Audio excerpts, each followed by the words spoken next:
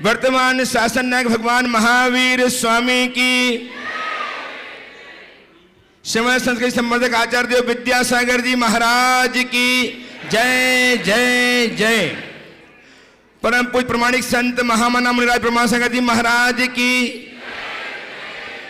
परम पूज्य निरापक समस्त प्रशांत सागर जी महाराज की, परम पूज्य निर्वेक सागर जी महाराज की, परम पूज्य शीतल सागर जी महाराज की, परम पूज्य एलक निजानंद सागर जी महाराज की, भगवान शांतिनाथ के ज्ञान कल्याणक महामहोत्सव की, तीर्थराज सम्मेश शिखर जी की, भगवान शांतिनाथ स्वामी के ज्ञान कल्याणक की शुभ तिथि एवं विश्व प्रचित 9 वर्ष के शुभ दिवस पर गुणायतन में अवस्थित सभी भव्यजनों एवं अपने अपने घरों में बैठकर अपनी शंकाओं के समाधान प्राप्त कर रहे सभी सुधी श्रोताओं सम्यक दर्शकों, आज हम पुनः संपन्न होने जा रहे हैं जगत ज्येष्ठ जगत श्रेष्ठ आचार्य भगवान विद्यासागर जी महाराज के परम प्रभावक शिष्य गुणायतन प्रणेता संघ का समाधान प्रवर्तक भावना योग प्रवर्तक एवं संप्रक्षण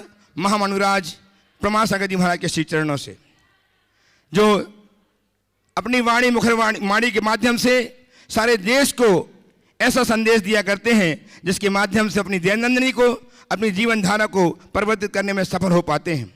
आज हम उनके श्री चरणों में उपस्थित होकर के अपनी शंकाओं के समाधान प्राप्त करें, उसके पूर्व में आप सबका वंदन करता हूं, अभिनंदन करता हूं और आपको जोड़ने जा रहा हूं उनके श्री चरण से।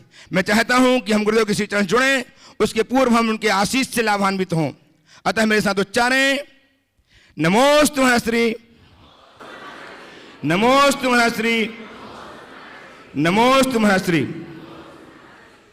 धर्म और संस्कृति का सजा भव्य वितान कदम मिलाकर बह चले धर्म और विज्ञान। गुरुदेव का मानस चित्र गुणायतन कुछ ही माहों में लोकार्पित होने वाला है, जिसके कारण बने हैं आपका उदात्त भाव, आपकी सदा सहायता। इसके कारण हम इतना बड़ा न्यास तैयार कर पाने में समर्थ हो पा रहे हैं। आप गुणायतन में आकर देखेंगे पंचायतन शैली का भव्य जन मंदिर जो पाषाण से निर्मित होने जा रहा है, जो बनने के उपरांत हमें लगेगा हम कृत्रिम चैत्यालय में विराजमान हैं। हम देख पाएंगे संवत्सर की साक्षात रचना, जहां हमें लगेगा हम संवत्सर में उपस्थित हैं। और हम देखेंगे यात्रा आत्मा से परमात्मा की एक मूवी, जिसमें हम जान पाएंगे हमारा अपना गोस्थान। और यहाँ देख पाएंगे हम सहस्कुट जनालय, साधना बसती का आदि अनेक ऐसे आयतन हम यहाँ देख पाएंगे, जिनके माध्यम से हम गर्वित होंगे, हम फूले नहीं समाएंगे। और हम अपना नाम यदि इस न्यास में अंकित कराना चाहते हैं तो आज जिन लोगों ने अपने साथ गुणायतन को जोड़ा है, गुणायतन जुड़े हैं, ऐसे ही आप भी जुड़े करके अपने जीवन को धन्य करें। मैं उनके नाम उच्चार रहा हूँ, आपकी करतल ध्वनि उनके प्रोत्साहन के लिए, उनके पुण्य की के लिए निरंतर बजती रहनी चाहिए। निर्माण निधि के रूप में श्रीमती अरुणा जैन धर्मपत्नी स्वर्गीय विजय कुमार जैन, शैलेश जी, अमित जी, विनीत जी जैन, बाबी होजरी परिवार दिल्ली, इन्होंने संबद्ध किया। बहुत बहुत साधुवाद। गुणायतन में स्वर्ण कार्य के लिए दान दे करके और श्रीमती विजय जैन धर्मपत्नी स्वर्गीय कैलाश चंद जैन, कोथल परिवार विदिशा, श्री मयूर कुमार जैन डूंगरपुर, श्री राजीव जैन, श्रीमती सुनीता जैन देहरादून, श्री मनोज कुमार जैन, श्री सम्यक जैन सिरसागंज उत्तर प्रदेश, इन्होंने अपने आप को निर्माण निधि के रूप में संबद्ध करके अपने जीवन को धन्य किया है। बहुत बहुत साधुवाद। स्वर्णदान देकर के स्वर्ण कार्य में अपनी सहभागिता अर्जित की है श्रीमती कमला देवी बाकलीवाल, खारूपेटिया असम, और श्रीमती उषा जैन, कपिल जैन कोटा, इन्होंने अपने आप को संबद्ध किया है गुणायतन में स्वर्ण दान करके। यदि अपने हैं तो अपने स्थान में खड़े होकर के आशीर्वाद प्राप्त कर लें, हम उनको वंदन करते हैं। रीमा जैन मौजपुर दिल्ली ने के बच्चों ने भी एक गुल्लक प्रदान की है। बहुत बहुत साधुवाद। यदि हो तो अपने स्थान में खड़े होकर के आशीर्वाद प्राप्त कर लें।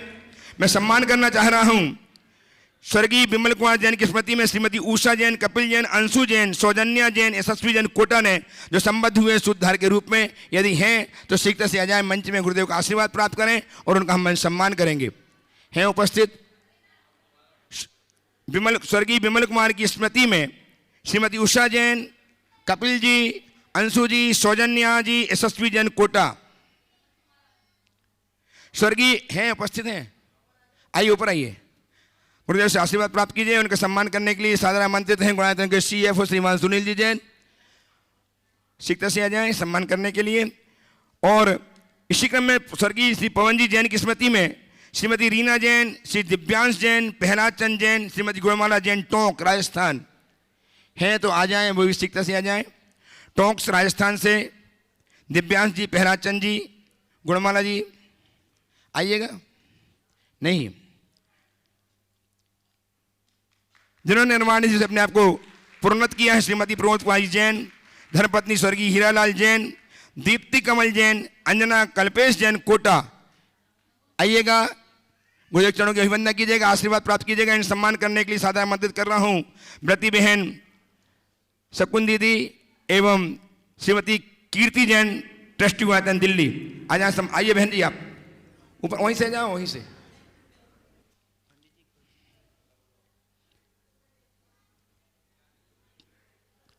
श्रीमती गीता जैन, धर्मपति रमेश चंद जैन, राजेश जी, संदीप जी, ध्रुव जी, अनिल जी कोटा, ये भी आ जाएं।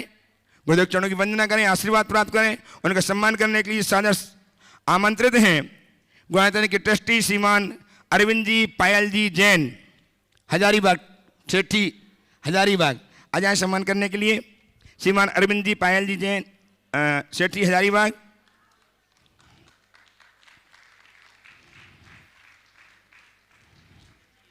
श्रीमती गीता जैन, धर्मपति रमेश चंद जैन, राजेश जी, संदीप जी, ध्रुव जी, अनिल जी कोटा आइए। शीघ्रता से आपकी तालियां लगातार बजती ही रहना चाहिए।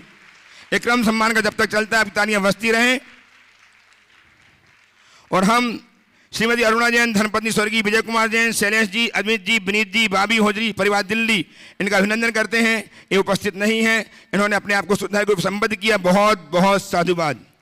आज गुणायतन के संस्थापक सदस्य के रूप में अपने आप को संबद्ध करके अपने जीवन को धर्ममय बनाया है श्रीमान शशांक जी, श्रीमती कुमकुम जी, उमंग, प्राची जैन, निमित जैन, अक्षता जैन दिल्ली ने सादर आमंत्रित है, मंच में आए। गुरुदेव चरणों की अभिवंदना करें, सब परिवार आ जाइएगा। ट्रस्टी से आज जो संबद्ध हुए हैं शशांक जी, कुमकुम जी, प्राची जी, उमंग जी, निजित जी, अक्षता जी नहीं है, चलेगा। और श्रीमती तारा जी पांड्या, श्री उमेश चंद जी पांड्या, राकेश जी पांड्या, श्रीमती प्रेमलता पांड्या, रजनीश पांड्या, राहुल, रोहित, उदय पांड्या जयपुर से सभी लोग आ जाएं शीघ्रता के साथ। गुरुदेव चरणों का अभिवंदन करें। इन्होंने अपने आप को गुणायतन के संस्थापक सदस्य के रूप में संबद्ध करके अपने जीवन को धर्ममय किया है, बहुत बहुत साधुवाद। आइए, इनका सम्मान करने के लिए सादर आमंत्रित हैं गुणायतन के श्रीमती संरक्षक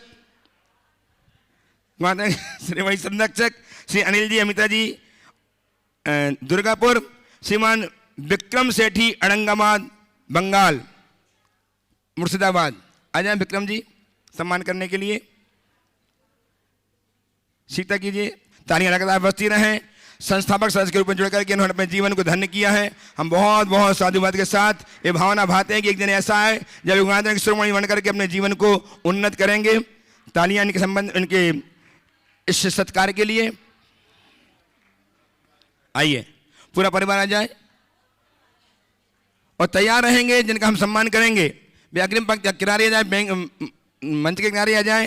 श्रीमती कमला जैन, श्रीमती ममता जैन, श्री प्रकाश चंद जी जैन, विमल जी, नेहा जी, राहुल जी, श्वेता जी, रवि जी, निवेदिता जी, ऋचा जी, रितेश जी, रौनक जी, चहल जी, रिया जी, समस्त पारस ग्लास हाउस परिवार, सागर सब तैयार हैं। इस तरफ आ जाए, हमारी तरफ।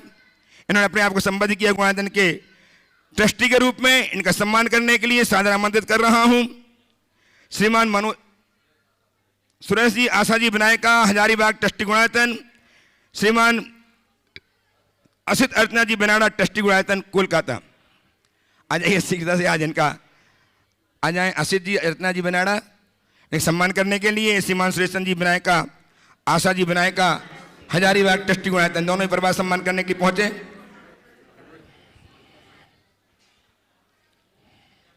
जी, और बस अब मैं आप सबको लिए चलता हूं। गुरुदेव से प्रश्नों के लिए आपको संबोधित करूं, उसके पूर्व सभी गुरु भक्तों से एक सूचना के साथ, बड़े हर्ष की सूचना आपको देता हूं कि अवसर आ रहा है आपके लिए जबकि गुणायतन में 22 से 27 फरवरी तक आयोजित होगा 108 जन्मदिनों का पंचकला प्रतिष्ठा महामहोत्सव। इस महोत्सव में महापात्रों के रूप में चयन तिथि शीघ्र ही उद्घोषित होगी, जिसमें आप अपना भाग्य आजमा सकते हैं और महापात्र बनकर के पुण्यवर्धन या पुण्य संचयन कर सकते हैं। मात्र 51 हजार की राशि में इंद्रनानी बनकर के महोत्सव में सम्मिलित होने का अवसर भी आपके पास है। यदि आप चाहते हैं तो शीघ्र ही गुणायतल के कार्यालय में संपर्क करके इंद्रनानी बनकर के अपना नाम पूजा करने में अपना नाम आरक्षित कार्यालय में। और साथ ही 28 फरवरी से 8 मार्च तक अष्टांगिक महापर्व में प्रारंभ होगी अनंत अनंत सिद्ध भगवंतों की महाअर्चना। सद्य प्रतिष्ठ 108 जिन प्रतिमाओं के माध्यम से हम अर्चना करेंगे 108 मंडलीय मूल संस्कृत का शिक्षक महाविधान के मंडल महाविधान के माध्यम से। इस मंडल की पुण्यार्जन की एक मंडल की पुण्यार्जन की राशि मात्र 3,11,000 रुपये निश्चित है। इसमें आज ही अपना मंडल आरक्षित करके पुण्य संचय का सुअवसर प्राप्त कर सकते हैं। इसके लिए आपको आपके परिवार को के 8 व्यक्तियों को अवसर मिलेगा पूजा करने के लिए। उनके आवास की, भोजन की, पूजन द्रव्यों की, पूजन वस्त्रों की व्यवस्था परिवार गौतम परिवार की ओर से होगी और 10 दिनों तक यह सुविधा आपको प्राप्त होगी। यदि आप चाहते हैं तो अविलंब मंडल बुक करके पुण्यवर्धन करना शुरू कर दें। साथ ही आप सामान्य रूप से अर्चना करना चाहते हैं तो मात्र 51,000 की राशि में सावक श्रेष्ठी बन करके आप पुण्य अर्जन कर सकते हैं। जिन्हें ये सब अवसर प्राप्त करने हैं वे शीघ्र ही अपने नाम कार्यालय में आरक्षित कार्यालय में। और अब मैं आप लिए चलता हूँ गुरुदेव के चरणों में। आपको संकट समाधान के माध्यम से प्रथम संकट प्रस्तुत करने के लिए आमंत्रित कर रहा हूँ। आज जो ट्रस्टी बने हैं उनकी पुत्री सुश्री ऋचा प्रकाश चंद जैन, पारस ग्लास हाउस सागर, पहला प्रश्न प्रस्तुत करने के लिए उपस्थित हों। तैयार रहेंगे नीतेश जी जैन, राजनांदगांव। महाराज श्री के चरणों में मेरा और मेरे परिवार की ओर से नमोस्तु नमोस्तु नमोस्तु। महाराज श्री, जैसे कि आज सुबह आपने कहा नया साल है, नई सोच होनी चाहिए। महाराज श्री, आज मैं थोड़े दिन पहले एक सज्जन व्यक्ति से मिली। उन्होंने कहा कि high thinking, live simple, positive behaviour रखिए, कठिनाइयाँ आएंगी पर सफलता प्राप्त होगी। पर महाराज जी, आजकल के समय में अपोजिट हो रहा है, सोच छोटी, लिविंग हाई हो रहा है। तो महाराज श्री, इसको आप अपनी बाड़ी से कैसी सोच रखें हम कि आप देखिए, बहुत अच्छी बात आपने कही है। सदियों से हमारे देश में कहा गया है जो ऊंचा सोचते हैं वे ही अपने जीवन को ऊंचा उठा सकते हैं। हमारे यहाँ एक बहुत बड़ा सूक्त है, उन्नतम मानसम यस्य भाग्यम तस्य समुन्नतम। जिसका मानस अर्थात सोच उन्नत होता है उसका ही भाग्य उन्नत होता है। तो हमें तो सोच को अपने जीवन की रीढ़ माननी चाहिए। अगर रीढ़ कमज़ोर होगी तो हम कितना आगे बढ़ पाएंगे। तो इसे व्यक्ति को समझना चाहिए, हमारा धर्म और कुछ नहीं है, अपनी सोच को बदलने का नाम ही तो वास्तविक साधना है। जब तक हम अपने जीवन में ऐसा सकारात्मक बदलाव घटित नहीं करते तब तक जीवन को उपलब्धियों के मुकाम पर पहुंचा पाना नामुमकिन है। इसलिए सत्य को समझे, अच्छी सोच होगी तो आपका जीवन स्तर अच्छा होगा ही होगा। कोई आदमी ऊपर से चाहे कितना भी टिप टॉप हो और विचारों से दरिद्र हो तो उस व्यक्ति को न समाज में स्थान मिलता है और न ही वो अपने जीवन में कोई उपलब्धियां अर्जित कर पाता है। पर साधारण परिवेश में रहने वाला फटेहाल व्यक्ति भी यदि उसकी सोच बड़ी है तो बहुत ऊंचाई तक पहुंच सकता है। तो सोच को हमें अपने जीवन का मूल मंत्र मानकर सदैव अपने सोच के प्रति जागरूक रहना चाहिए और अपने जीवन को सतत आगे बढ़ाने की कोशिश करनी चाहिए। नमोस्तु महाराज श्री, नमोस्तु। नीतेश जी राजनांदगांव से उपस्थित हों। तैयार हैं श्रीमती अमिता जी मनोज जी जैन, कन्नौज, मंगलम के साथ ट्रस्टी गुणायतन। गुरुदेव के चरणों में इस भावनाओं के साथ नमन नमोस्तु अर्पित कर रहा हूँ कि आप जल्द ही नेमिनाथ भगवान के दर्शन करने पहुंचेंगे, जिनके सामने आपने आचार्य भगवान से ब्रह्मचर्य व्रत लिया था। नमोस्तु गुरुदेव। मैं नितेश प्रभात कुमार जैन राजनांदगांव से एक छोटा सा प्रश्न रख रहा हूँ। गुरुदेव, हम जानते हैं, थोड़ा सा बहुत ही जानते हैं कि सही कई भेद विज्ञान क्या होता है, लेकिन हम जानते समझते हुए भी संयम पूर्ण जीवन नहीं जी पाते हैं। उसका कारण क्या है? आचार्य भगवान ने 27 जून 2017 को चंद्रगिरी डोंगरगढ़ में कहा था कि आप लोग संयम स्वर्ण महोत्सव तो मना रहे हैं, लेकिन संयम का अर्थ बहुत व्यापक है जो आप नहीं समझते हैं। तो उस समय तो मैं भी कुछ नहीं समझ पाया था। आपसे निवेदन है कि उस व्यापकता पर प्रकाश डालिए और ये भी थोड़ा सा समझा दिए कि कैसे संयम पूर्ण जीवन जिए। हम कुछ भी कहते हैं, कुछ भी बोलते हैं, तनिक सा भी संयम नहीं रखते। गुरुदेव।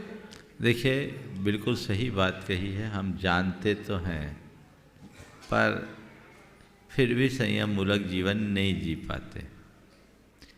सवाल जानने का और जीने का है, पर जानने और जीने के मध्य में एक कड़ी और है।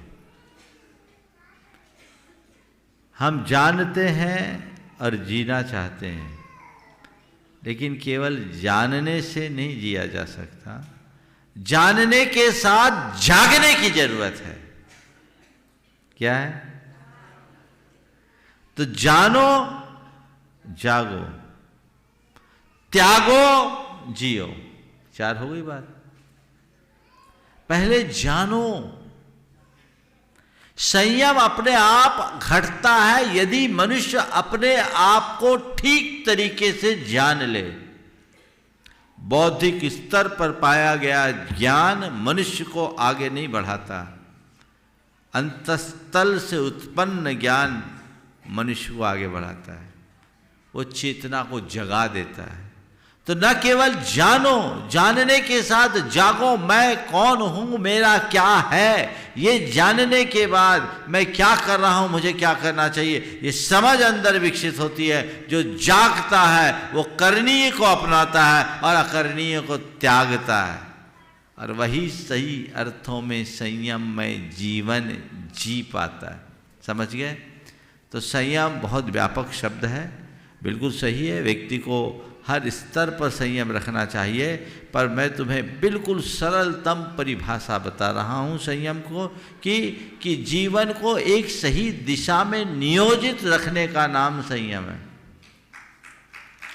सही दिशा में नियोजित रखो। जो मेरी आत्मा का मूल ध्येय है, जिसमें मेरी आत्मा का हित है, भलाई है, मुझे केवल और केवल उसी दिशा में आगे बढ़ना है। संसार की नश्वरता, आत्मा की अमरता को जानने वाला व्यक्ति संयम के क्षेत्र में एक पल के लिए पीछे नहीं रहता। और जिसे संसार की चीज़ों में ही राश आता है, जिसे अपनी आत्मा का सच्चा बोध जागृत नहीं हुआ, उसकी चेतना सोई होती है। सुप्त चेतना में संयम कभी प्रकट नहीं होता। संयम तो केवल जागृत चेता आत्माओं के भीतर घटता है। इसलिए अपनी चेतना को जगाइए। श्रीमती अमिता जी मनोज जी जैन कन्नौज मंगलम बेटे के साथ ट्रस्टी गुणायतन तैयार हैं। स्वरूप चंद जी विनायका हजारीबाग एडवोकेट। मेरे आराध्य गुरुवर के चरणों में नमोस्तु नमोस्तु। मेरे परिवार का और कन्नौज जैन समाज का संकाज अमिता की है महाराज। नमोस्तु गुरुवर। गुरुवर, हमारे एक परिचित हैं जो पल्ले अपने घर की छत पर कबूतरों के लिए दाना डालते थे। किसी ने उनसे कहा कि घर पर दाना डालने से घर में गरीबी आती है। तब से उनका मन बहुत व्यथित है। गुरुदेव, कहाँ तक ये सच है? बहुत सारे लोग कहते हैं कि कबूतरों के लिए दाना डालने से घर में गरीबी आती। तो हमें तो थोड़ा सा सर्च करना चाहिए। हर गांव शहर में अनेक परिवारों में ऐसे परिवार हैं जो घर में दाना डालते हैं। थोड़ा देखो कि वो कब से दाना डाल रहे हैं और कितनी गरीबी है। अगर ऐसा कोई सर्वेक्षण हो तो उनकी बात से सहमत हो जाना। और दृष्टि पसारने से ऐसा दिखता है कि दशकों से दाना डालने वालों का घर फल फूल रहा है, तो ऐसी बातों को इधर से सुनकर इधर से निकाल दें। समझ गए? कुछ लोग चूँकि कबूतरों को दाना डालते हैं तो बीट वगैरह बहुत होता है, गंदगी होती है, उस गंदगी से बचने की सलाह देते हैं। तो उसके लिए बहुत सारे गांव शहरों में ऐसे स्थान बना दिए जाते हैं जहां लोग जाकर दाना डालते हैं और कबूतर उसे चुगते हैं, दाना पानी पूरा कराते हैं। ये भी एक व्यवस्था है। मैं जब राजस्थान में था वहाँ मैंने एक बहुत अच्छी बात देखी जो अब तक के लगभग 40-45 हज़ार किलोमीटर की यात्रा के दौरान मुझे देश के अन्य भाग में देखने को नहीं मिला।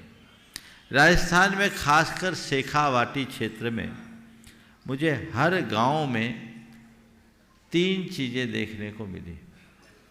गांव-गांव में गौशाला, हर घर के बाहर परिंदा यानी जहाँ पक्षी और पशु पानी पी सके, और हर गांव में कबूतर खाना, कबूतरों का घर। और कुछ स्थान पे तो कबूतर का रहने का जो स्थान बताया, पांचवा में, मारोठ में, जिलिया में, करोड़ों रुपया लगा करके नहीं बना सको ऐसा कबूतरों को रहने का स्थान। ये हमारे पुरखों की सोच की अभिव्यक्ति। वहाँ लोग, गांव भर के लोग कबूतरों के लिए दाना डालते हैं। कबूतरों का बसेरा ऐसा कि वहाँ बिल्ली वगैरह की कोई अप्रोच ना हो, वो आराम से रह सके। तो ये हमारे जीव दया के भावना से परिपूर्ण संवेदनशील मस्तिष्क की परिणति है।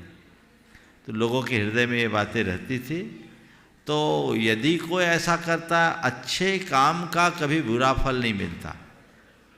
इसलिए अब बहुत सारी चीज़ें हैं जो लोग आजकल अपने अपने तरीके से कह देते हैं, हमें उन्हें नज़रअंदाज करना चाहिए, तथ्यात्मक तरीके से इसे देखना चाहिए और अच्छे कार्य के लिए सदा उत्साहित रहना चाहिए। नमोस्तु गुरुवर। आइए स्वरूप चंद जी जैन विनायका एडवोकेट हजारीबाग तैयार रहें। श्रीमान आशित जी, अर्चना जी, बैनारा ट्रस्ट गुणायतन जो आज अर्चना जी के जन्मदिन पर अपने गुरुदेव की बंदार यहाँ पहुँची हैं, उनको बहुत बहुत शुभकामनाओं के साथ आमंत्रित कर रहा हूँ कि आएँ शरद जी की बरखा जी के साथ। ओम श्री सभी महाराज श्री को हमारा नमोस्तु नमोस्तु नमोस्तु। समझ दिगंबर जैन समाज हजारीबाग की ओर से महाराज श्री को नमोस्तु नमोस्तु नमोस्तु। महाराज श्री, किसी शायर ने कहा है कि मैं अकेला ही चला था जानिबे मंजिल, मगर लोग साथ आते गए और कारवां बनता गया। मैं अकेला ही चला था जानिबे मंजिल, मगर लोग साथ आते गए और कारवां बनता गया। तो महाराज श्री, आपने हजारीबाग नगर को अकेला छोड़ा था और आज लाखों लोगों का कारवां आपके पीछे लगा हुआ है। ये कौन सी कला है महाराज? ये क्या कला है आप में? वो कला हम लोगों को भी आप बताएं ताकि हम भी अपने जीवन को धन्य कर सकें। मैं तो एक ही बात कहता हूँ, लोग मेरे पीछे चले, इस भाव से तुम आगे चलोगे तो अकेले रह जाओगे। मेरी बात को ध्यान से सुनो। लोग मेरे पीछे चले, इस भाव से यदि चलोगे तो अकेले रह जाओगे, और मुझे अपना लक्ष्य पाना, इस भाव से आगे बढ़ोगे तो हजारों पीछे चलेंगे। समझ गए? तो मैं इसलिए नहीं निकला कि लोग मेरे पीछे चले, मैं तो किसी के पीछे लगा जो अपने विराट लक्ष्य को प्राप्त कर रहे हैं और जिनके संसर्ग में आने वाले हर व्यक्ति को अपने जीवन का लक्ष्य दिखता है। मैंने गुरुदेव को देखा और अपना लक्ष्य बना लिया कि बस मुझे इनका हो जाना है, इनके रास्ते पर चलकर जो इनका है वही पाना है। मैं आगे बढ़ गया। अब आप लोग मेरे पीछे लगे, वो आप जानो, क्यों लगे वो आप पूछो अपने मन से। मैं तो नहीं बोलता कि मेरे पीछे लगो, बोलता हूँ क्या? आप मेरे लिए पीछे लगते हो तो आप क्यों लगते हो ये आप तय करो। पर मैं इतना ही कहता हूँ, पीछे लगे रहो, कोई दिक्कत नहीं, पीछे पड़ने की कोशिश मत करना। कोई किसी के पीछे लगे तो कोई दिक्कत नहीं, लेकिन पीछे पड़ गए तो बड़ी दिक्कत है। गुरुदेव का एक हाइकू है, पीछे लगो, एक शब्द भूल रहा हूं, शब्द आगे पीछे हो रहा है, पीछे लगो, पिछलग्गू ना बनो, पीछे रहोगे, पीछे भी देखो, सब पीछे भी देखो, पिछलग्गू ना बनो, पीछे रहोगे। समझ गए? तो पीछे देखना है तो देखो, पर पिछलग्गू मत बनो। मैंने आप लोगों से कहा कि पीछे लगे हो, लगे रहो, पर पीछे मत पड़ना। समझ गए? और पीछा भी मत करना, बड़ा खतरनाक। पीछे लगना, पीछे पड़ना, पीछा करना और पिछलग्गू होना, सबके अपने अपने अलग अलग अर्थ है। किसी दिन की 4 बातें आएगी। बहुत बहुत शुभकामनाओं के साथ नगर गौरव 108 प्रमाण सागर जी को मेरा तीवा नमोस्तु नमोस्तु नमोस्तु। इस मंच से अनेक अनेक शुभकामनाओं के साथ श्रीमती अर्चना जी, असित जी बिनाड़ा उपस्थित हों शरद जी बरखा जी के साथ, और तैयार हैं नमोस्तु सुश्री आशिका जी प्रामाणिक समूह से। आशिका। महाराज जी, धर्म विच्छेद क्या होता है? शांतिनाथ भगवान के बाद आज तक धर्म का विच्छेद नहीं हुआ, जबकि चतुर्थ काल में तो मोक्ष का द्वार खुला रहता है, पंचम काल में मोक्ष का द्वार बंद। फिर भी उस काल में धर्म विच्छेद हुआ, अब धर्म विच्छेद नहीं हुआ। और आज मेरा जन्म दिवस है तो मैं एक भावना करती हूँ कि मेरे ये बीत राग देश शास्त्र गुरु के विच्छेद मेरे जीवन में कभी नहीं हो, जब तक मुझे मोक्ष की प्राप्ति नहीं हो। बहुत सुंदर। देखिए, आपने पूछा है धर्म विच्छेद का क्या अर्थ है। धर्म विच्छेद या तीर्थ विच्छेद एक ही अर्थ है। तीर्थंकरों के तीर्थ काल में कभी भी धर्म का विच्छेद नहीं होता।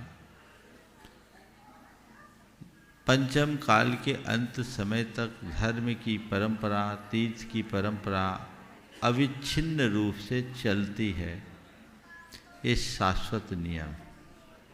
लेकिन वर्तमान काल में काल के दोषवश, जिसे हम हुंडाव सर्पनी काल कहते हैं, सुविधिनाथ भगवान से लेकर धर्मनाथ भगवान तक, इनके काल के बाद एक तीर्थंकर से दूसरे तीर्थंकर के बीच में कुछ समय ऐसा आया जिसमें एक भी मुनि, एक भी आर्यिका, एक भी श्रावक और एक भी श्राविका नहीं रहे। चतुर्विध धर्म संघ का विच्छेद हुआ, जिसे तीर्थ कहते हैं। चतुर्विध संघ को तीर्थ कहते हैं। इनका विच्छेद हुआ तो इसे कहते हैं धर्म का विच्छेद हुआ। संभवतः पौन पल्ल, आधा पल्ल, पाव पल्ल, फिर पाव पल, आधा पल, पौन पल, ऐसे ही ना, ऐसे ही है। कुछ संख्या में आगे पीछे मत जाना, वो परफेक्ट महाराज जी बताएंगे सर। हाँ, तो कुछ टाइम, जैसे सुविधिनाथ भगवान के निर्वाण के उपरांत पौन पल, शायद मैं अगर कंफर्म हो तो इसमें झगड़े में नहीं पड़ना, मैं इन सब चीज़ों को दिमाग में नहीं रखता, कुछ समय तक शीतलनाथ भगवान के उदय के पूर्व एक भी मुनि, आर्यिका, श्राविक, श्राविका नहीं गए। फिर शीतलनाथ भगवान ने जब धर्म तीर्थ का प्रवर्तन किया, फिर चला। शीतलनाथ भगवान के निर्वाण के उपरांत श्रेयांसनाथ भगवान के आविर्भाव के पूर्व फिर कुछ समय ऐसा हुआ। फिर श्रेयांसनाथ भगवान का निर्वाण, धर्म तीर्थ का प्रवर्तन हुआ, लंबे काल तक चलता रहा। बाष्पूज्य भगवान के पूर्व फिर ऐसी स्थिति हुई।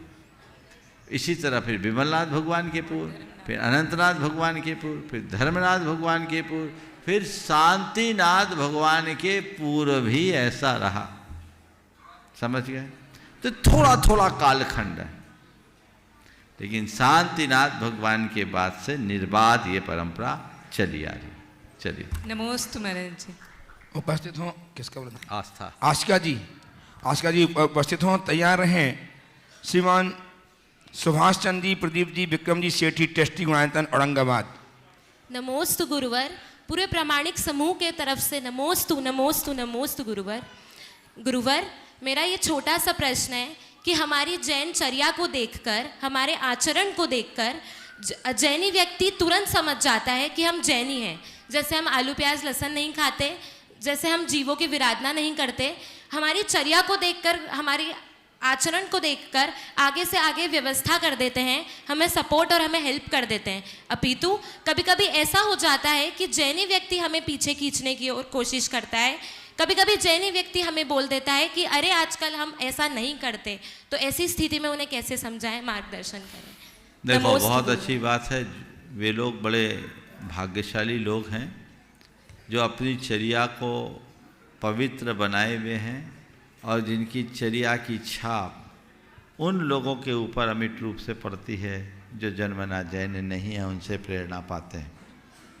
और मैं उन लोगों को महान अभागे व्यक्ति के रूप में देखता हूँ जो जैन होकर के जैनत्व का आचरण नहीं कर पाते, और दूसरा अगर जैनत्व का आचरण करता है तो उसका मजाक या मखौल उड़ाते हैं।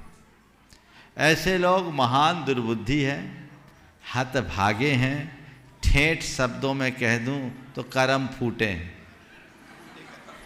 उनके लिए क्या कहें, समझ गए?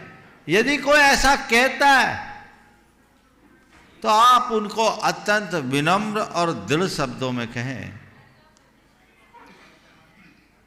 काश आपके साथ जैन शब्द न लगा होता तो हम ज़्यादा अच्छा महसूस करते हैं। वे लोग जैनत्व के नाम पर कलंक हैं जो जैन होकर जैनत्व के विरुद्ध आचरण करते हैं और उसमें गौरवान्वित होते हैं।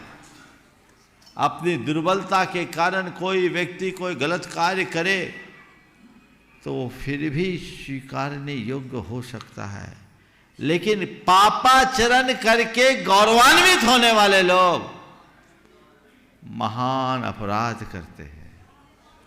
उनका ये अपराध क्षम्य नहीं है। तो ऐसे लोगों से यदि वो कुछ सुनने समझने की क्षमता रखते हैं तब तो थोड़ी बहुत बात करनी चाहिए, और यदि इस तरह की मनोदशा उनकी नहीं दिखती तो सुरक्षित दूरी बना लेना चाहिए। और कभी ऐसी बात आ जाए तो कहिए, ठीक है, आप नाम के जैन हो और मैं जैनत्व को जीने वाली हूँ, मुझे आपसे मतलब नहीं, मुझे मेरा काम करने दीजिए। नमोस्तु गुरुवर। नमोस्तु। औरंगाबाद से श्रीमान सुभाष चंद्र जी, प्रदीप जी, विक्रम जी सेठी उपस्थित हों और तैयार रहें। मीनू जैन सतना से। बोलिए बोलिए जल्दी। मंच में उपस्थित सभी मुनियों के चरणों में कोटि कोटि वंदन। महाराज श्री, मेरा प्रश्न ये है, इस भौतिक सुख के काल में और बच्चों की पढ़ाई की बहुत कंपटीशन रह गई है, इस अवस्था में बच्चों को कैसे धर्म मार्ग से जोड़े? क्योंकि बच्चे लोग को जब बोलते मंदिर चलो, थोड़ा धर्म में जुड़ो, तो लोग इतना पढ़ाई है, इतना ही है, उसमें हम लोग धर्म में समय नहीं दे पाते हैं। बहुत जगह बच्चों के लिए स्कूल भी खुली है, जैसे सैटरडे संडे जाए, लेकिन अलग अलग एक्टिविटीज़ के लिए वहाँ भी वो लोग नहीं पहुँचते हैं। तो मम्मी पापा को ये संदेश कैसे दिया जाए जो लोग बच्चे को समझाए, जो वो लोग इस माने धर्म के मार्ग में जुड़े? मेरा ये प्रश्न मास। देखिए, बहुत अच्छा सवाल है। बच्चों को धर्म की बातें हम कैसे सिखाएं, ये बड़ा अहम प्रश्न है। सबसे पहली बात तो हम लोग गलती करते हैं कि शुरू से ही बच्चों को हम कंपटीशन में खपा देते हैं। उनकी पढ़ाई लिखाई हम ऐसी करते हैं जिससे उसके हृदय में कंपटीशन की भावना आती। ये हमारी वर्तमान शिक्षा नीति का दुष्प्रभाव है। हम पढ़ाएं लिखाएं पर उसे प्रतियोगी ना बनाएं। आज की पीढ़ी की पढ़ाई प्रतियोगिता के साथ होती है और हम लोगों की पीढ़ी में केवल पढ़ाई थी, कोई प्रतियोगिता नहीं। प्रतियोगिता के क्षेत्र में पढ़कर के आगे आने वाले लोग भले ही अपनी पढ़ाई में सफल हो जाते हैं, पर ऐसे लोग जिंदगी की परीक्षा में फेल हो जाते हैं। आज हमने अपने जीवन में कोई प्रतियोगी परीक्षा नहीं दी। हमारे जीवन काल में पढ़ाई में कोई प्रतियोगिता थी ही नहीं। हमारी पढ़ाई तो बड़ी मस्ती की पढ़ाई थी।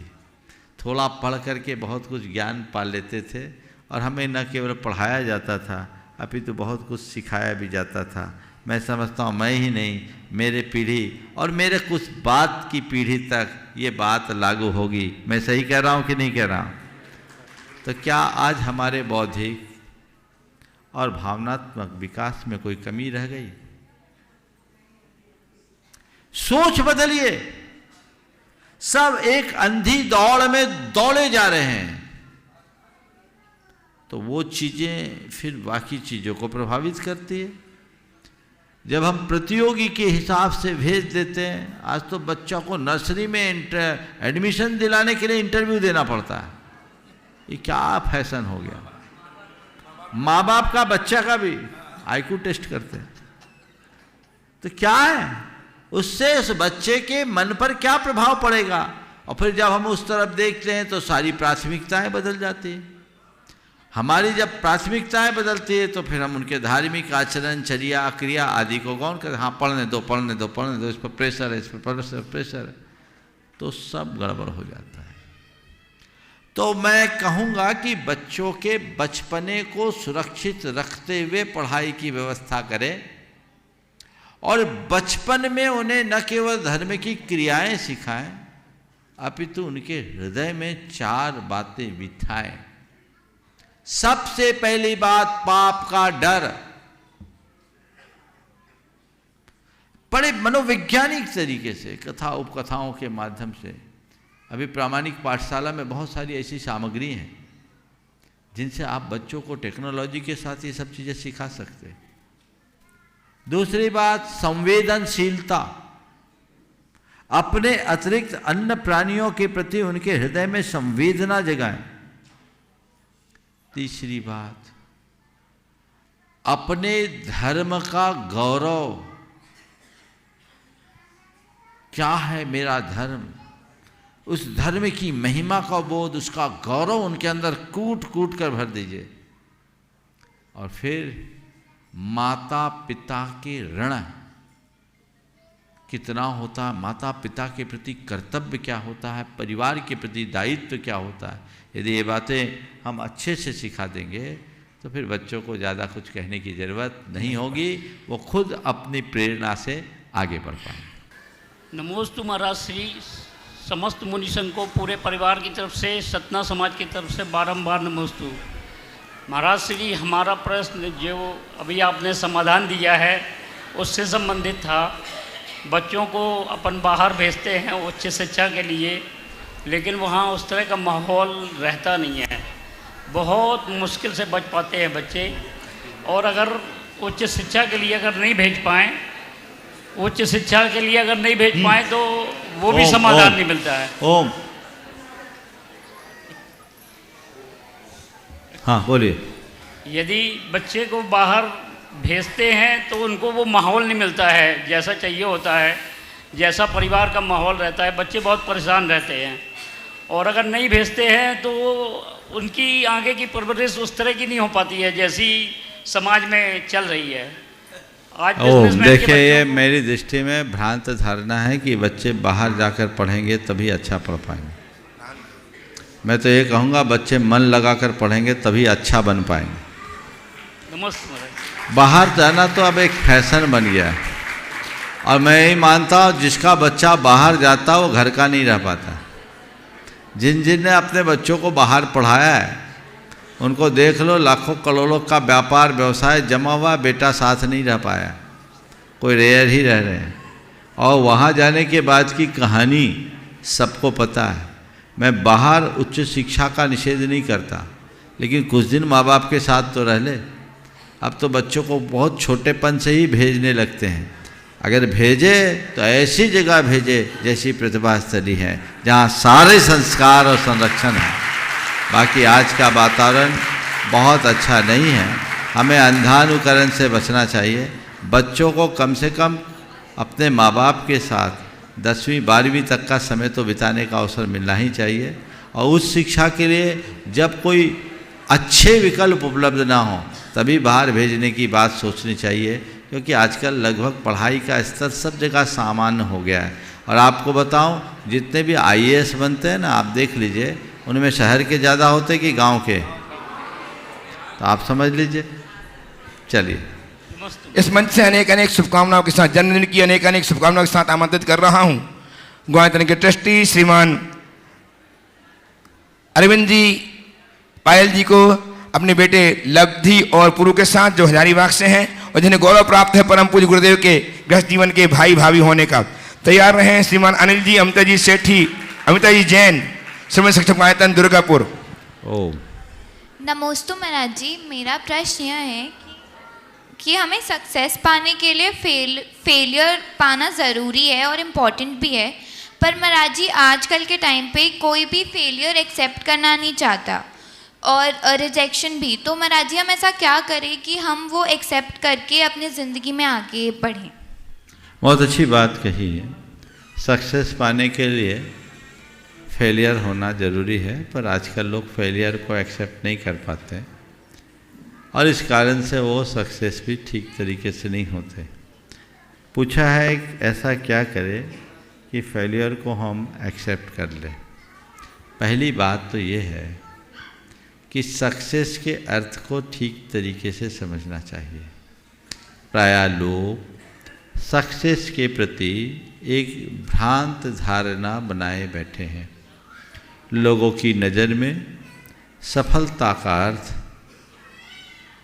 किसी लक्ष्य की प्राप्ति मात्र रह गया है। निर्धारित लक्ष्य की उपलब्धि का नाम सफलता है। पर मैं मानता हूँ ये सफलता की अधूरी परिभाषा है।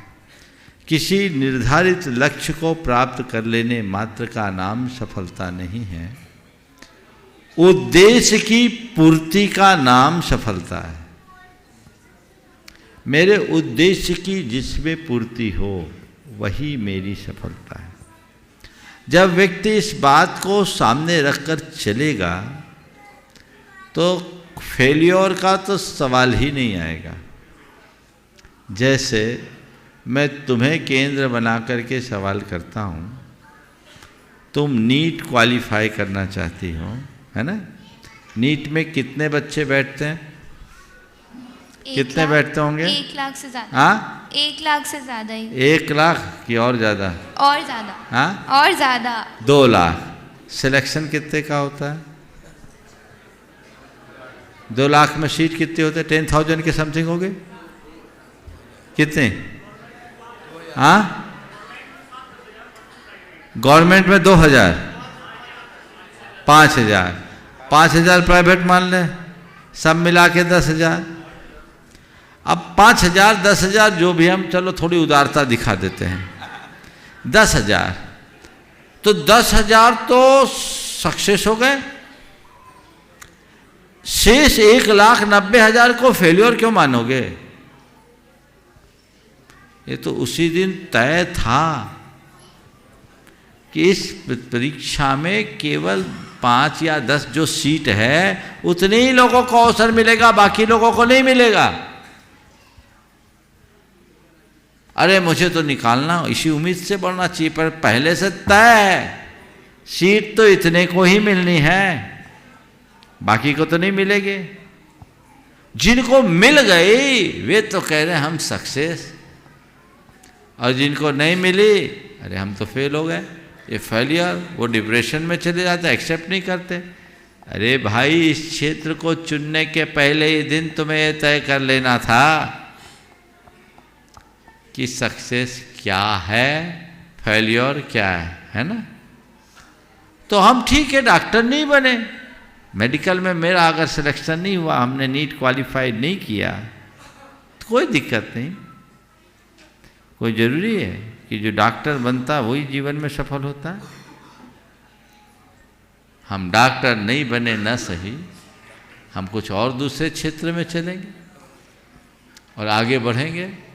मेरे संपर्क में एक युवक है जिसने उन दिनों PMT चलता था, नीट तो अब हुआ, तो PMT दिया, सिलेक्शन नहीं हुआ। थोड़ा सा उसके पिताजी दुखी हुए कि मैं चाहता था बेटा डॉक्टर बने, ये सेलेक्ट नहीं हुआ। एक अटेम्प्ट दिया नहीं हुआ, दूसरा अटेम्प्ट किया नहीं हुआ, तो बेटे ने खुद ने कहा, बोले पापा मैं डॉक्टर नहीं बना पर डॉक्टरों को पालूंगा। और एक बड़ा अस्पताल चला रहा है, बड़ा अस्पताल चला रहा है, डॉक्टर उसको सैल्यूट करते, बोलो ये सक्सेस है या फेल?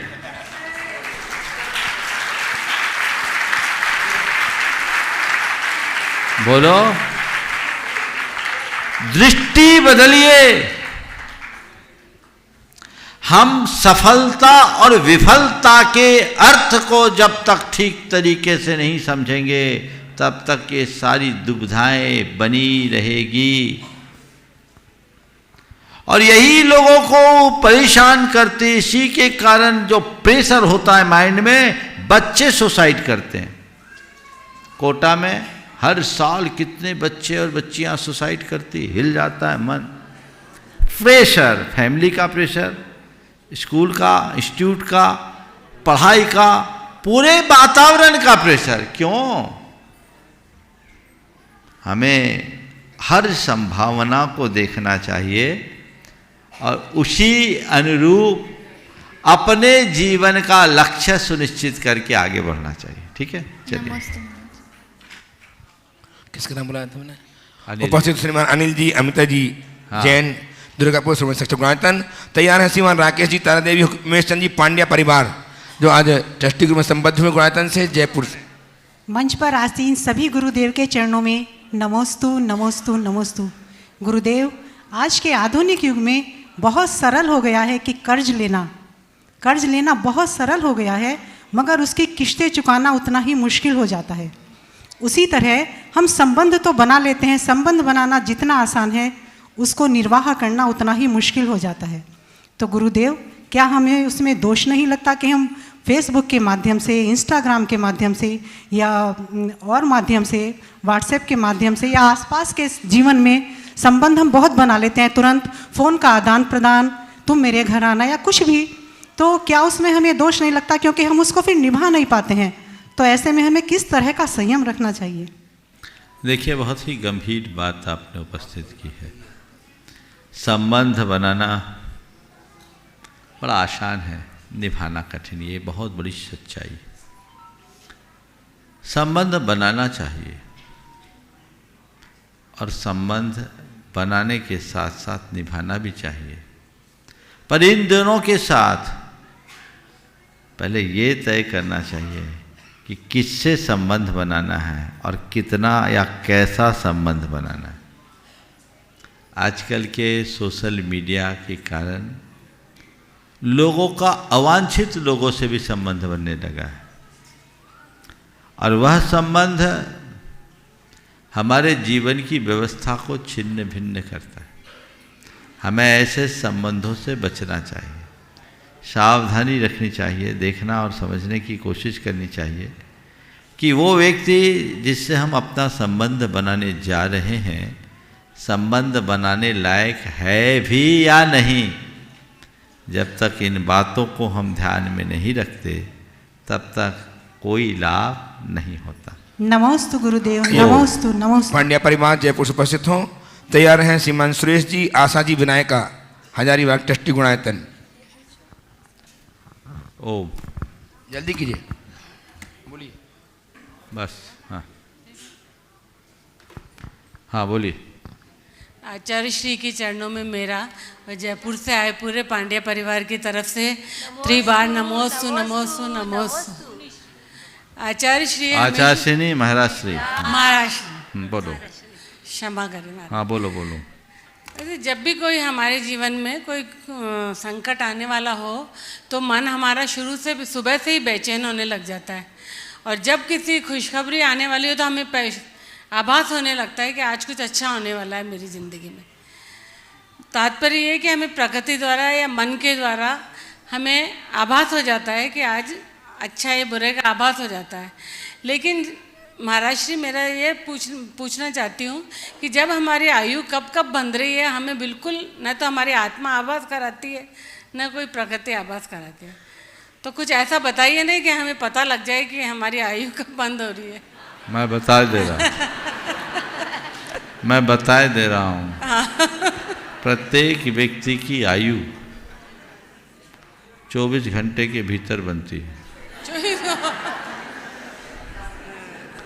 24 घंटे में ही बनती है।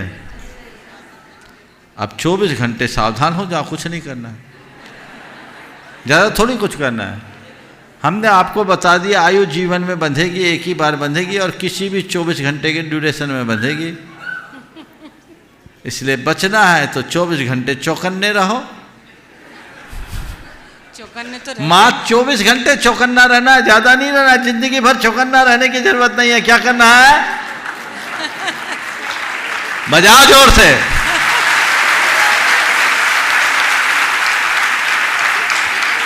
चलिए सुरेश जी आशा जी विनायक हजारीबाग से उपस्थित हों। ट्रस्टी और कुछ हाँ बेटी को पूछने दो। महाराज जी नमोस्तु, हम पढ़ाई के साथ धर्म कैसे कर सकते हैं और कितना कर सकते हैं? देखो, तुम्हारे जैसे विद्यार्थियों को मैं कहूँगा, पहला धर्म तुम्हारा यही है कि अधर्म नहीं करना। क्या करना? समझ गई? तो जो जो चीज़ों के लिए बताया गया है ये नहीं करना, वो नहीं करना, पहली बात। और कुछ नहीं कर सको, सुबह उठो, आँख खोलो तो 9 बार नमोकार मंत्र पढ़ो, एक भगवान की स्तुति या 24 भगवान की स्तुति करो, मन में भावना भाव कि मैं जैन हूँ, मेरे हृदय में जैनत्व बना रहे, मेरे जीवन की आखिरी सांस तक जैन धर्म पलता रहे और हमेशा देव शास्त्र गुरु से जुड़े रहें। इतने में बैटरी चार्ज हो जाएगी। के ट्रस्टी श्रीमान सुरेश जी आशा जी विनायक हजारीबाग से।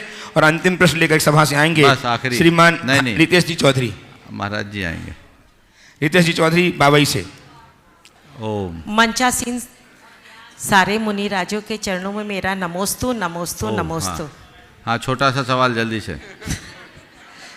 गुरुदेव, आज मेरी जिज्ञासा नहीं है, फिर भी मन में अपने आप समेत शिखर जी के लिए जितनी बातें सोशल मीडिया में चल रही है उससे मन में एक चिंता सता रही है। आज जब मैं यहाँ आई तो ऐसा कुछ भी देखने को नहीं मिला जो सोशल मीडिया में चल रही है। सारे हिंदुस्तान में जैन समाज की तरफ से चर्चाएं चल रही है और यहाँ तक कि कहा जा रहा है कि वहाँ तो स्वयं मुनिराज गुरुदेव विराजमान है, तो उनका क्या प्रयास चल रहा है? देखिए, ऐसा है, समेत शिखर जी के विषय में मैंने अनेक बार बात की है। चूँकि शिखर जी तो हमारा सर्वस्व है और सर्वस्व के प्रति सर्वस्व अर्पित करने की बात हो तो भी हमें पीछे नहीं होना चाहिए। इसकी पवित्रता को अक्षुण्ण बनाए रखना हम सबका दायित्व है और इसके लिए हम सबको प्राणपण से अर्पित रहना है। हमारी अपनी जिम्मेदारी है। लेकिन आज जैसा मुझे मालूम पड़ा, दिल्ली में लोगों ने बड़ा मार्च निकाला, मुंबई, अहमदाबाद, देश के अन्य शहरों में भी ऐसा प्रदर्शन हुआ। सरकार पर दबाव बनाने के लिए बहुत अपेक्षित है और जब दिल्ली में कुछ होता है तो दिल्ली में तो भारत का दिल बसता है, उसकी धड़कन पूरे देश में होती है।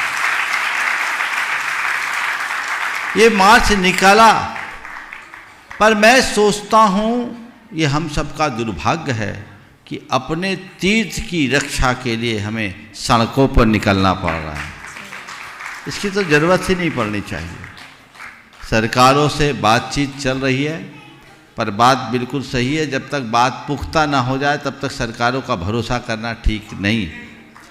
जो भी लोग कर रहे हैं वे शांतिपूर्ण तरीके से अपना कार्य करें और एक स्वर में, एक भाषा में काम करें, तितर बितर ना हो, जिसको जो मन में आए वो ना करे। और एक बात ध्यान रखें, सोशल मीडिया से कुछ नहीं होने वाला, हमें हर काम को ठीक तरीके से समझना है। दूसरी बात इस पूरे प्रकरण में है जो ध्यान देने की है, वो ये है कि आपका विरोध केवल सरकार की अधिसूचना से है, यहाँ की आम जनता से नहीं, यहाँ के स्थानीय लोगों से नहीं। इनसे किस बात का विरोध? वे भी यहाँ कई दशकों से आते हैं, श्रद्धा भाव से आए, नियमावली बनने की बात आई है, नियमावली बना दीजिए, सब उसका पालन करेंगे। हमारे देश की जनता धर्म भीरू जनता है, एक बार उन्हें संहिता का ज्ञान करा दिया जाए तो वे कभी उसका उल्लंघन नहीं करते। कमजोरी हमारी तरफ से है कि आज तक कोई नियमावली बनी नहीं। फिर भी मैं प्रशासन की सराहना करूंगा, पिछले 4-5 दिनों से प्रशासन ने बहुत मुस्तैदी से सारी व्यवस्था को संभाल रखा है और यहाँ ऐसा कुछ भी अवांछित किसी को देखने को नहीं मिल रहा है। आज कितने लोग बंदना करके आए? नहीं, कुछ नहीं। सब कुछ ठीक ठाक था ना? बिल्कुल सब कुछ ठीक ठाक था ना? जोर से बोलो। हाँ, ये देश को संदेश जाना चाहिए। तो ये जो उल्टी पुल्टी बातें वो उचित नहीं है। कई तरह की मीडिया में हम लोग इतने लोग शिखर जी चले जाएंगे, इतने हजार आ जाएंगे, इतने लाख आ जाएंगे, भैया किसी की जरूरत नहीं है। अनंत तीर्थंकर परमात्मा यहाँ बैठे हैं, उनके रहते कुछ भी नहीं होगा, उसकी जरूरत नहीं पड़ेगी। अभी अपनी शक्ति को रचनात्मक दिशा दें। हाँ, सरकारों पर दबाव बना के रखे, पर वो भी अहिंसक रीति से। हमारी जो पहचान है जैनों की कि जैन समाज शांति प्रिय अहिंसक समाज है, वो कभी खंडित नहीं होनी चाहिए। मुझे बहुत प्रसन्नता है कि आज जो मुझे सूचना मिली उसके अनुसार मैं बोल रहा हूँ, जैनियों का सारा प्रदर्शन शांति प्रिय तरीके से हुआ। इसके लिए एक बार जोरदार अभिनंदन है। और अब मुद्दा केवल सम्मेद शिखर जी का नहीं है, शत्रुंजय पाली ताना भी संकट में है, उसके लिए भी हम लोगों को देखना चाहिए। हमें समग्र समाज के और बल्कि सभी तीर्थ स्थलों के लिए सोचना चाहिए। विभिन्न प्रकार के भारतीय संगठन भी इस बात को समझने लगे हैं और धर्म स्थल के महत्व को समझने लगे हैं। तो सरकारों को सभी धर्म स्थलों और तीर्थ स्थलों के महत्व को समझकर, चाहे वो किसी भी संप्रदाय और समुदाय का हो, किसी भी धर्म का, उसकी पवित्रता को सुरक्षित रखना सरकार की जिम्मेदारी है और उसके लिए सरकार लगी है, लगे रहना चाहिए। बस जो मुद्दा है समाज का, वो मुद्दा विधिवत तरीके से नोटिफिकेशन के माध्यम से आ जाए, जनता में शांति रहेगी। इसलिए जो भी बातें की जा रही है, लोग अपने अपने तरीके से कर रहे हैं। मैं अभी अपने तरीके से चीज़ों को देख रहा हूँ, समझ रहा हूँ। मुझे नहीं लगता कि अभी मुझे कुछ कहने की आवश्यकता है, फिर भी आप लोगों ने उपशीर दिया तो मुझे कहना पड़ता है। पर मैं देख रहा हूँ चीज़ें बहुत नियंत्रित होगी, है नियंत्रण में। हमें यहाँ के स्थानीय लोगों के साथ अच्छा संवाद बनाकर उनको साथ लेकर काम करना चाहिए, क्योंकि ये तीर्थ जैसे हम जैनियों के लिए पवित्र है, वैसे यहाँ की जनता के लिए भी पवित्र तीर्थ है और इसकी पवित्रता को बनाए रखने की जिम्मेदारी हमारी है, वैसे उनकी भी है। जैसी भावना हमारी है वैसी भावना उनकी है। तो ये काम करें। बस मैं सभी से कहता हूँ, सरकार ने यदि कोई निर्णय लिया है तो उसका आप लोकतांत्रिक तरीके से शांतिपूर्ण विरोध करें, जो आपका अधिकार है। पर विरोध सरकार की नीति का, न किसी सरकार का, न किसी राजनीतिक पार्टी का। इसे राजनीतिक रंग न दिया जाए और किसी समुदाय के साथ भी किसी तरह का टकराव ना हो, तो आप सफल होंगे। और मुझे बहुत उम्मीद है कि ये नया साल आया है, हमें जल्दी नई खबर मिलेगी और समाज में शांति मिलेगी। इसी भाव के साथ अगला प्रश्न महाराज श्री का। नमस्ते। सांत सागर जी महाराज के श्री चरणों में आप सबकी ओर से अपनी ओर से निवेदन अर्पित करते हुए निवेदन कर महाराज श्री अपनी वाणी के माध्यम से हम लोगों को ज्ञान का प्रकाश कराएं। नमोस्तु महाराज श्री, नमोस्तु नमोस्तु नमोस्तु। प्रश्न ये है, श्रावकों की चर्या में एक आती है सामायिक, और वर्तमान में सामायिक का रूप पूरा बदल चुका है। आज की सामायिक में पंखा चालू करते हैं, हीटर चालू करते हैं, एसी चालू करते हैं, कूलर चालू करते हैं और लूघर भी चालू करते हैं। लूघर माने बता देंगे महाराज। और तो अब आपके टेप रिकॉर्ड, मोबाइल और टीवी चालू करके जो सामायिक करते हैं वह सामायिक कहाँ तक उचित है? देखो महाराज जी, आज आपने सामायिक की बात की, बहुत पुरानी बात है। 1997 की मैं मध्य प्रदेश में सागर में था।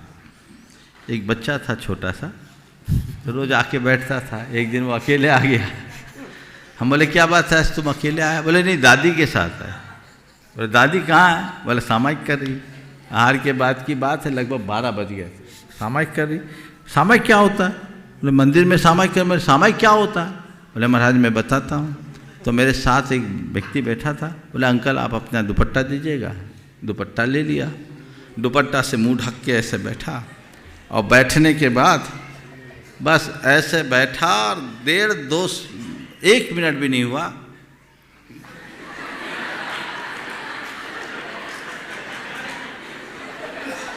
मैंने पूछा क्या कर रहे हो? बोला सामायिक कर रहा। क्या कर रहे हो? बोला सामायिक कर रहा हूं। बोले ये कैसे सामायिक? बोले दादी ऐसी सामायिक करती है। तो भाई एक जगह बैठकर ऊँघने का नाम साहित्य सामायिक नहीं, जीवन को आंतरिक उत्साह से भरने का नाम सामायिक है। तो जागरूकता के साथ सामायिक कीजिए। ऐसे निरापद स्थान पर बैठे जहाँ किसी प्रकार की बाधा ना आए, मन में खिन्नता ना हो, पर बैठ जाने के बाद शीतोष्ण दंश समस्कः परिसः मुपसर्गमपि च मौन धरा, ठंडी गर्मी दांस मच्छर परिसः उपसर्ग, बैठने के बाद सबको समता से सहन करो। वो हमारी सामायिक है जो 5 व्रतों के परिपूर्ण का आधार है। महाराज जी ने बहुत अच्छा सवाल उठाया, लेकिन समय थोड़ा विलम्ब से आया, इसलिए मैं कह रहा था महाराज जी को पहले देना चाहिए। तो ठीक है, ये सामायिक एक ऐसी साधना है जो हमारे जीवन के रूपांतरण का आधार है। पुनः फिर इस प्रसंग को आगे बढ़ाएंगे। आज यहीं पर विराम। बोलिए परम पूज आचार्य गुरुवर श्री विद्यासागर जी महाराज की जय जय।